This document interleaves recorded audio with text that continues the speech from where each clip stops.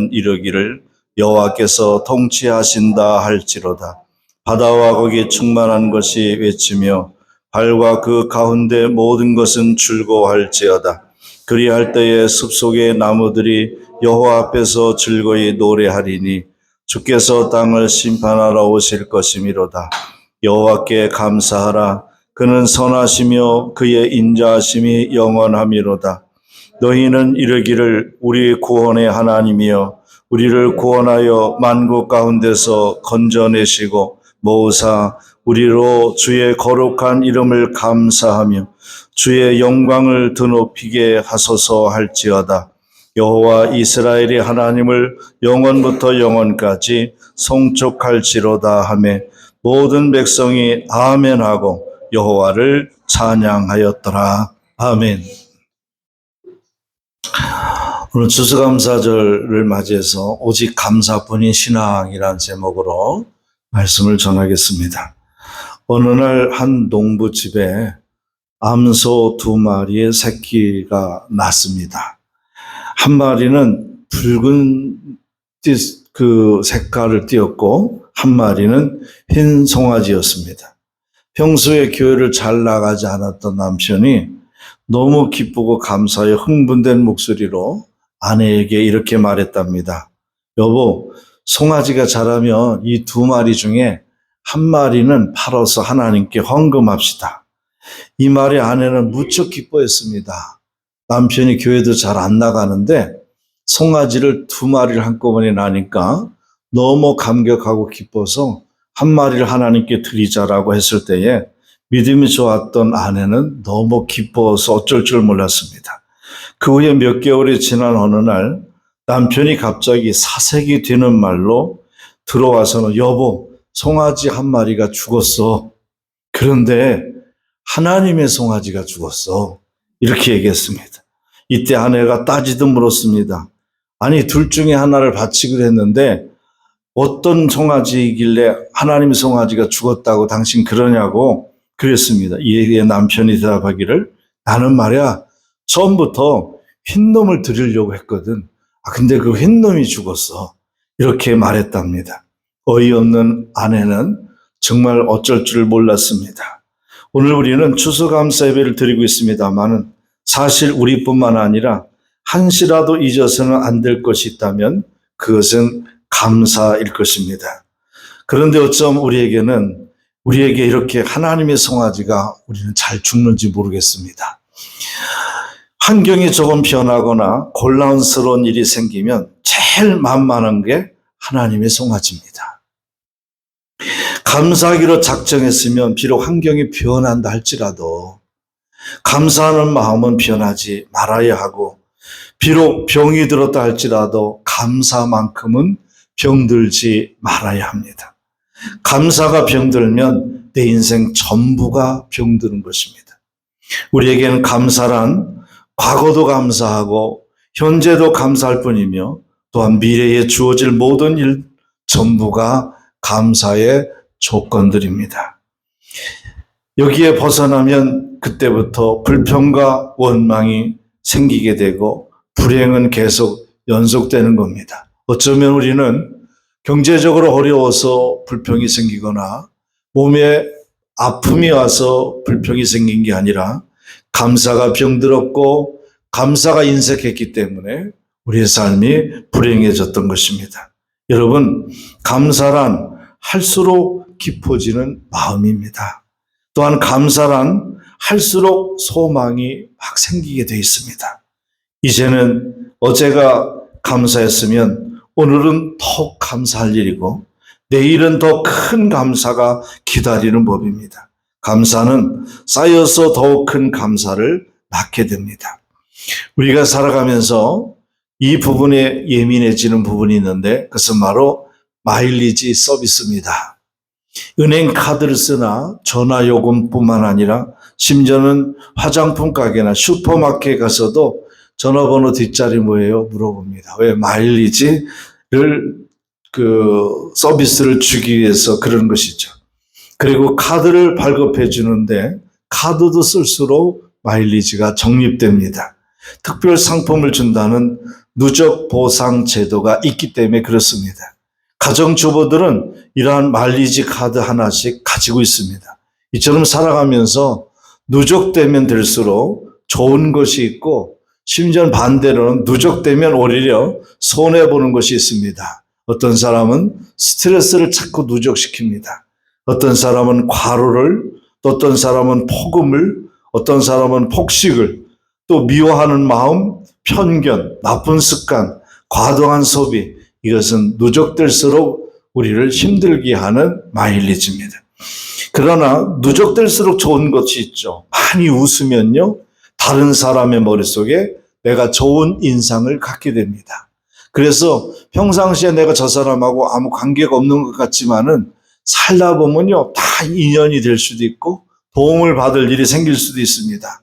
평상시에 내가 항상 웃는 얼굴을 갖고 있으면 내가 어려운 일이고 부탁한 일일 때에 저분, 당신이구나. 항상 인상이 좋고 당신을 보면 항상 내가 기분이 좋았는데 당신을 보면 항상 감사가 있고 긍정적인 사람 같아요. 그러니 당신 내가 믿을 수 있으니까 도와줄게요 라고 할 수 있다는 거죠. 그리고 칭찬이 누적되면 점점 밝은 사이가 되고, 책을 많이 읽으면 마음의 교양과 품위가 누적될 것입니다. 약속을 지킬 때마다 신용이 또 누적되죠. 그러나 무엇보다 중요한 것은 감사가 누적되면 하나님의 은혜를 깨닫게 됩니다. 마일리지의 특징은 처음 몇 번으로 별 효과가 나지 않아요.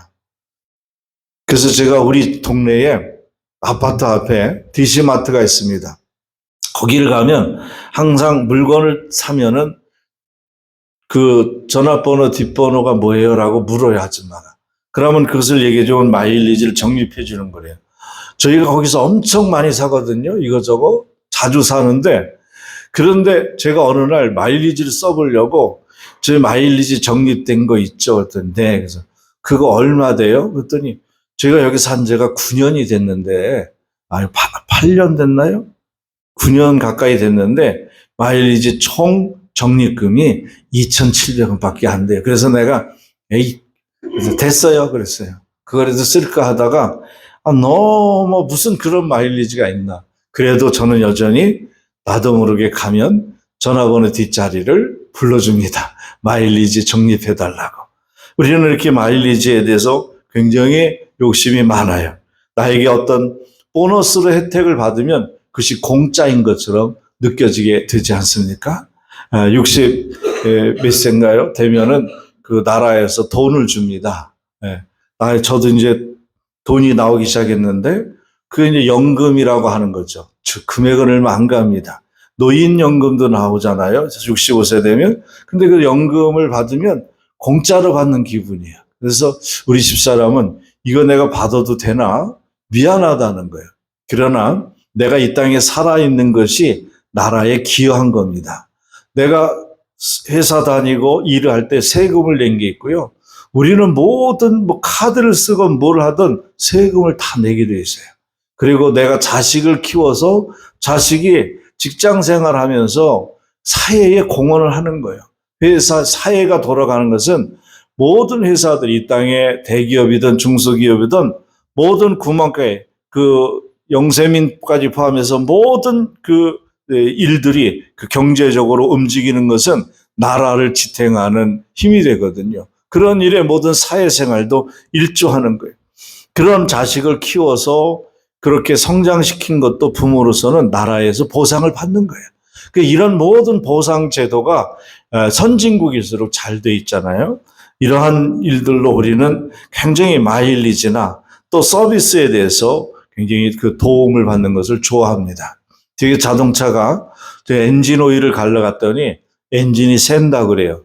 그래서 큰 데 가보래요. 우리가 좀 작은 병원에 가면 건강검진하다가 이상이 있으면 큰 병원 가보라 하면 뭔가 좀 작은 병원에서 못 고치는 병이니까 중병이에요. 위험한 거잖아요. 암 같은 거잖아요.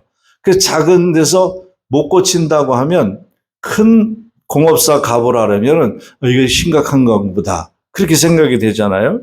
그래서 왜 가라 했더니 그 AS 서비스는 공짜로 해주는 거라네요. 그래서 10만 킬로 미만이면 엔진을 공짜로 수리를 해준대요. 그 서비스 센터를 갔어요.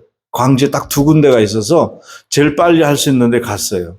갔더니 거기서 이틀 걸린대. 엔진을 분해해야 되고 그 오일 그 새는 것을 바킹도 끼우고 부석을 가려면 엔진을 내려서 분해해서 다시 조립하려면 이틀이 걸린다는 거야. 그 이틀 동안 어떻게 해야 되나? 그랬더니 거기서 그러는 거예요. 알았습니다. 그래도 고쳐주세요. 라고서 서비스를 신청했어요. 11월 7일 날로 잡혀 있는데 예약이죠, 그것도. 병원에 예약하는 것처럼. 그런데 제가 이틀 동안에 활동해야 되는데 어떻게 해야 되나?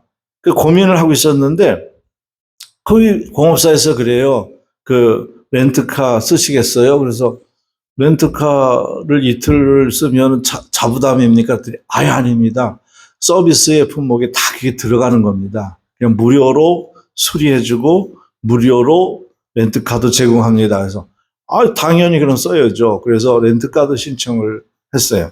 이게 그냥 공짜로 받는 것 같지만은 내가 그 물건을 살 때, 자동차를 살 때에 그만큼의 값을 지불하고 계약이 된 거예요. 그리고 약속을 받은 거죠. 몇 킬로까지는 또 몇 년까지는 무상 서비스 기간이 적용된다는 거죠. 이런 서비스를 우리가 잘 받고 활용하고 살면 굉장히 유익하고 혜택을 받는데 서비스를 받으면 기분이 좋아요. 서비스를 받으면. 그래서 우리가 어디 식당에 가서 음식을 먹잖아요. 그러면 탕 같은 거 시켜 먹을 때는 그렇지 않지만은 우리가 무슨 고깃집을 간다든가 장어집을 가면 고주잖아요. 거기서 일하는 아줌마들이, 이모들이 고기를 고주잖아요. 이렇게 다 서빙을 해준단 말이에요. 그럼 수고하는 분 월급을 받지만은 저는 항상 습관이 있는 게 일하시는 아줌마 수고한다고 잘 부탁합니다. 그리고 10,000원짜리 팁을 줘요. 팁을 주면서 여사님 잘 부탁드립니다. 그러면은 굉장히 감동을 받아요. 돈 때문에도 그렇지만 줄 때, 자, 이거 받아. 이러면 기분 나쁘잖아요. 딱 주면서 잘 부탁드립니다. 오늘 서비스 잘 부탁드립니다 하고 정중하게 하면 굉장히 좋아요. 그래서 이런 대기업에 종사하는, 대기업을 운영하는 분들 보면 집에 집사들이 있어요. 식당에, 자기 가정 저택의 주방에 도우미 여자들이 있어요. 일하는 아줌마들, 청소하는 아줌마들, 각 분야에서 한 3~4명씩 유니폼을 입고 가정에서도 회장님 저택에서 근무하는 거예요. 거기 이제 매니저, 집사도 있고요. 이렇게 일하는 사람들이 정장을 하고선 회장님 가족이 식사할 때까지 뒤에서 서서 기다리고 있어요. 그런데 놀라운 것은 거기에 회장님이 딱 나올 때에, 식사하러 나올 때에 인사를 딱 하면은 다들 인사할 때에 회장도 일하는 도우미들한테도 정중히 인사를 하더라고요. 그리고서 아줌마 국 좀 더 줘! 이러는 좀 싸가지 없는 사모도 있지만은 대부분이 그 집에 교양이 있는 사장님이나 그 집의 아들들은 그래서 누구님 그러면서 매니저님, 그래서 여사님 국물 좀 더 주세요. 존댓말 하더라. 이렇게 예의를 갖추는 거. 밑에 사람이라 내가 부리는 사람에게도 함부로 대하지 않는 것. 이것이 수준이 있고 교양이 있는 지성인의 모습이죠. 우리는 살아가면서 많은 서비스를 받는데 왜 이런 얘기를 하냐면 가정에서도 마찬가지예요. 아내가 밥을 차려주는 것은 당연히 차려주는 거로 생각하면 안 돼요. 그걸 준비하기 위해서 아내는 여러 가지 레시피를 구상하고 준비하러 마트를 가야 되고 다듬어야 되고 조리를 해야 되고 가족들에게 짜면 어떨까, 심심하면 어떨까, 맛이 없으면 어떨까 걱정하면서 요리를 한다고요. 가족들의 입맛을 생각하면서 그 정성과 성의와 노력이 굉장한 거예요. 거기에 대한 수고에 대해서 우리는 맛있게 먹는 것뿐만 아니라 감사하는 마음을 가져야 되는 거죠. 저는 감사하는 마음을 꼭 행동으로 보이는데 설거지를 꼭 해요. 이렇게 우리가 감사하는 마음을 늘 갖는 것, 감사의 누적이 생기면요, 우리 삶이 굉장히 윤택해지고 그리고 더 밝아지고 행복해질 수 있다는 겁니다. 무엇보다 중요한 것은 감사가 누적되면 하나님의 은혜를 깨닫게 됩니다. 마일리지의 특징은요, 이렇게 처음에는 별로 안 보이는 것 같지만 나중에 쌓이다 보면 그 점수가 누적되면 특별 선물을 받는 것처럼 느껴질 때가 있습니다. 여러분들이 감사의 마일리지 카드에는 얼마만큼의 포인트가 적립되어 있습니까? 하나님의 은혜를 누릴 만큼의 감사가 누적돼 있습니까? 오늘 추수감사주일에 여러분에게 감사의 카드가 없는 사람은 오늘 감사 카드 하나씩 발급받으시길 바랍니다. 그래서 감사의 마일리지가 쌓일수록 하나님은 여러분의 삶을 복되게 하십니다. 감사의 기도문은 다윗이 하나님께 너무 감사해서 오늘 드린 감사의 기도문 중의 일부가 본문의 얘기입니다. 이스라엘에는 법궤라고 부르는 언약궤가 있었어요. 그 속에는 아론의 쌍난 지팡이와 돌 10계명에 새겨진 돌, 그리고 만나가 들어있었습니다. 한마디로 이것은 하나님의 신적 권위가 들어있었다는 거죠. 아론의 쌍난 지팡이는 길을 뜻하고 돌 10계명은 진리를 뜻하고 만나는 생명을 뜻합니다. 예수님은 나는 길이요 진리요 생명이니 나로 말미암자고는 아버지께로 갈 자가 없다 했습니다. 이스라엘 사람들은 광야를 통해서 가나안에 들어갈 때에 항상 법궤를 앞세우고 갔었습니다. 그랬을 때에 가나안에 들어갈 수 있었던 것이죠. 그만큼 이 법궤는 이스라엘의 전부일 정도로 소중한 물건이었습니다. 그런데 사울 왕 때에 이 언약궤가 70년 동안 변방에 방치되는 일이 있었습니다. 그래서 다윗이 왕으로 되면서 이거는 말도 안 된다. 하나님의 신적 권위가 다 담아져 있는 이 법궤를, 언약궤를 그렇게 방치해둔 것은 하나님께 큰 죄악이다 해서 언약궤를 예루살렘으로 옮겨오게 합니다. 물론 그 과정 속에서 좀 안 좋은 일도 있었지만 다윗은 이 법궤를 예루살렘으로 옮기고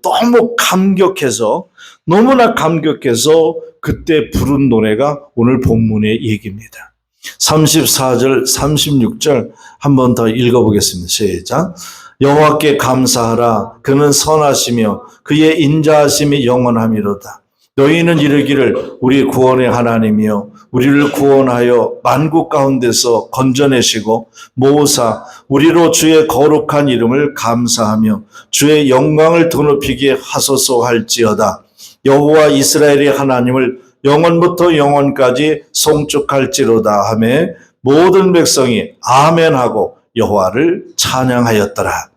오늘 우리는 이 다윗의 감사 속에서 과거로부터 미래를 향해까지 총체적 감사를 배울 수 있습니다. 오늘 금년도 추수감사절은 다윗의 감사를 좀 더 구체적으로 살펴봅니다. 첫째는 먼저 다윗의 감사는 과거에 대한 감사였습니다. 사람은 누구나 초라했던 화려하던 과거, 지난 날을 가지고 있습니다. 그리고 가끔씩 돌이켜 생각하기도 하죠. 그런데 어떤 생각을 하느냐가 중요합니다. 지난날에 속해서 행복했던 일, 기뻐했던 일, 더 많이 있었음에도 불구하고 뼈아픈 일만 생각하고 또 속상하고 힘든 일만 생각하면 원망하고 불행한 일들을 기억하는 습관, 이것이 과거에 매여 있는 삶입니다. 이러지 말아야 합니다. 과거를 돌아보면 후회하고 원망하는 것이 아니라 그 과거가 감사로 여겨져야 성공하는 사람입니다. 저도 37년째 목회를 하는데 정말 목회를 오래 한 사람 중에 하나입니다. 지금 은퇴한다고 해도 뭐 그렇게 누가 뭐라고 할지 않을 정도로 저는 목회를 참 일찍이 오랫동안 했습니다. 전도사 때 개척을 했으니요.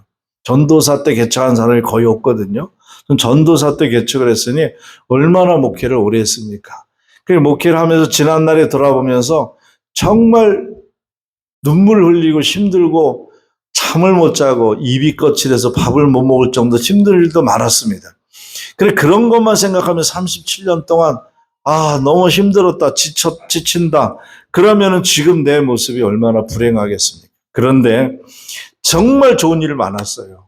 막 부흥되는 일, 교회가 확장되는 일, 또 성장하는 일, 그리고 사람들이 새 가족이 오고 세례를 자꾸 베풀고 새 가족 성경 공부를 몇 명씩 앉혀놓고 2달 동안 해서 또 이게 또 6개월 되면 학습 주고 6개월 되면 세례 주고 또 결혼해서 그의 자식이 나면 유아 세례 주고 우리 교회에서 또 직분자들을 임직하고 그러면서 많은 사람들이 또 주의 종들도 배출되고 이런 일들을 생각하면서 감사했다. 정말 하나님 너무 감사합니다.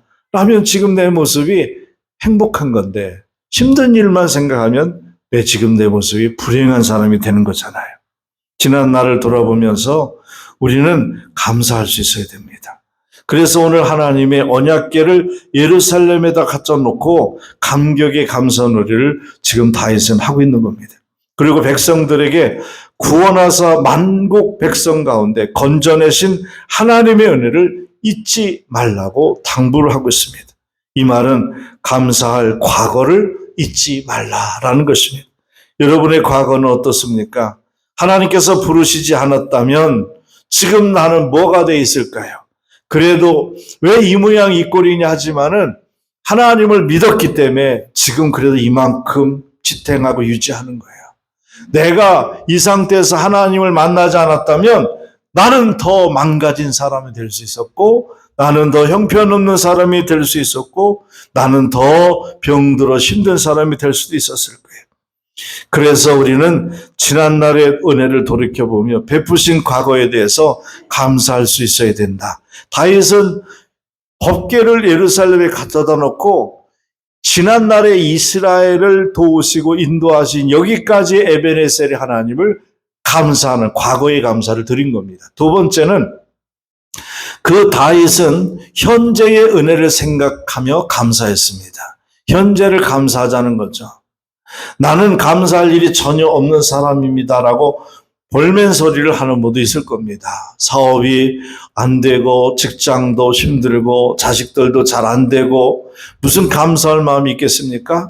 감사에 극심한 알레르기를 보이는 사람도 있습니다. 그러나 이것이 언제나 내 생활을 가로막고 있으니 답답할 뿐이었죠. 요즘 성인병 때문에 많이들 고생하는데요. 대부분의 성인병은요, 혈관이 상해서 생기는 병이라고 합니다. 그래서 당뇨병 생기고 고혈압 생기고 동맥경화 생기고 통풍이 생기는 등 여러 가지 혈관 질환 때문에 생기는 병이 제일 많아요. 성인병은. 그래서 혈액순환만 잘 되면요. 혈액순환만 잘 되면 굉장히 오래 산대요. 혈액순환이 제일 문제라는 거예요. 그 혈관을 깨끗하게 하기 위해서 우리는 여러 가지 많은 걸 먹어요.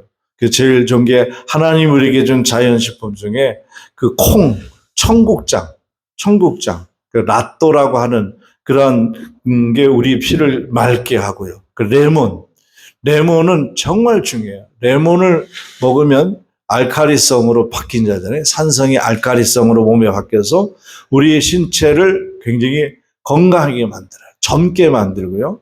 그다음에 말초신경까지 혈액순환이 잘 통하게 하는 게 그게 바로 레몬의 역할이에요. 하나님은 이 땅에 우리에게 레몬도 주셔가지고 그렇게 우리를 다 건강하게 만든 일들을 하게 하셨어요. 그런데 혈관이 막히는 것을 예방하는 방법이 두 가지가 있습니다. 하나는 운동이에요. 운동을 많이 하면 근육이 쇠퇴시키지 않고 탄력이 유지되는데요. 몸에 근육이 생기면 피의 흐름이 원활해진대요. 여러분, 사람이 자면서 자꾸 깨는 사람이 있죠. 자면서 자꾸 깨요. 어떤 사람은요, 자꾸 화장실 가느냐고 소변이 마려워서 깬다고 얘기해. 그게 누구냐면 나이 먹으신 분들이에요. 전립선이 약해졌다. 근데 여자들은 전립선이 없는데도 자꾸 자다가 밤중에 계속 화장실을 몇 번씩 간다. 그런 얘기를 해요. 그럼 소변이 마려워서 깨는 거 아니에요. 의학적으로 보면요. 저는 의학 공부를 굉장히 많이 해요, 제가. 저 의대 갔으면 참 좋았을 뻔했는데 개인적으로 의학 공부를 인터넷에서 공부를 진짜 많이 하는데 여러분, 사람은 잠이 들면요. 소변이 말이 없지 않대요. 잠들면. 사람이 평균 2시간 간격으로 소변이 마렵게 돼 있어요. 근데 잠을 자는데 우리가 6시간, 7시간 자는데 한 번도 화장실 안 가고 풀로 자고 아침이나 소변 가는 사람이 있잖아요. 왜 그런지 아세요? 잠이 들면 소변이 안 마렵게 돼 있대요. 그 방광에 소변이 꽉 찼기 때문에 소변이 나온다기보다도 뇌에서 소변이 마렵다는 신호를 전달받아서 소변 마렵다는 생각이 난다는 거예요. 그런데 잠이 들면 그 뇌에서 그 생각이 안 나기 때문에 소변 마려운 게 없어야 된다는 거죠. 근데 왜 생기느냐? 소변 마려워서 깨는 게 아니라 깨다 보니까 소변이 마려워진 거를 알게 된 거예요. 그럼 왜 깨는지 아세요? 근육 때문에 깨는 거예요. 나이 먹으신 분들이 자다가 자꾸 깨는 이유는 몸에 근육이 빠져나가면 잘 때 이 몸을 지탱하지 못하기 때문에 힘들어서 깬대요. 힘들어서. 그래서 자다가 허리도 아프고요. 그래서 근육이라는 건 팔다리만 얘기하는 게 아니에요. 등 근육도 필요하고요. 모든 근육, 모든 신체 근육이 골고루 유지돼야 돼요. 그래서 혈액순환이 원활하게 흐를 수 있게 해줘야 되고, 또 한 가지는 뇌를 활성화시키는 방법입니다. 인간의 모든 활동은 뇌의 통제를 받는데, 그래서 뇌를 활성화시키려면 플러스 발상을 해야 돼요. 플러스 발상. 매사에 부정적으로 생각하고 머리를 싸매고 걱정에 빠지면 뇌 속에 모르핀 분비가 중단된대요. 그러면 의학자들은 사람이 건강하고 정신관리만 제대로 해도요, 정신관리, 뇌관리만 잘하고 혈액 순환 관리만 잘하면 현재 사람들은 120세 이상 살 수 있다는 거예요. 평균적으로. 근데 사람이 왜 죽느냐? 7, 80에, 8, 90에 죽잖아요. 100세 시대라는데 왜 죽느냐면은 이 혈관 관리와 뇌 관리를 못해서 뇌출혈로, 심장마비로, 그리고 동맥경화로. 동맥경화, 콜레스테롤은 다 혈관을 막게 하고 심장을 멈추게 하는 그런 역할을 하잖아요. 그래서 그거를 막히지 않게 위해서 혈액순환제를 먹는 거예요. 저도 그 진코민 같은 은행류 추출 성분을 만든 혈액순환제를 아침 저녁 하나씩 먹어요. 그거 먹었더니 콜레스테롤 중성지방약 안 먹어도 정상 수치가 들어왔어요. 그거 왜 그러느냐면 이렇게 자꾸 순환을 잘하게 하면은 장수하는데, 옛날에는 70대에 죽어도 정말 장수하셨네 그래요. 근데 요새는 70대 초반에 죽으면요, 아이고 한참인데 가셨네 그래요. 그러니까 웬만한 사람 병원에 전문 가면요 90세 때예요. 90대에 죽어요 다. 지금은. 그 왜 그러냐? 병원에 가면 다 살려놔요.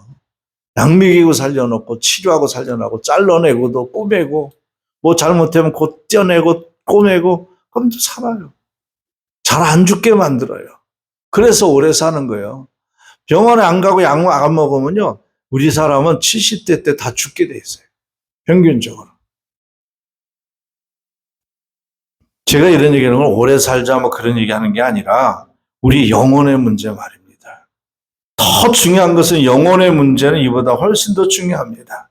그래서 우리의 생활의 리듬과 흐름과 행복과 이 공기를, 우리의 마음의 면역을 높이는 거. 우울증이 왜 걸려요? 우울증은 감기, 마음의 감기인데, 우리가 보세요. 육체에 감기 걸린 것은 면역 저하잖아요.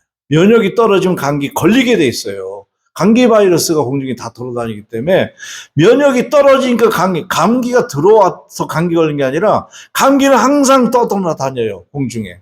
항상 어디를 있어도. 사람 많은 데는 더 그러고. 근데 면역이 있기 때문에 그걸 이기는 것 뿐이에요. 감기 바이러스를 이겨내기 때문에 감기 안 걸렸다라는 거예요. 감기 걸린 사람은 왜 걸린 거냐? 감기가 들어온 것은 면역이 떨어졌기 때문에 감기 걸리는 거예요. 다 면역이에요.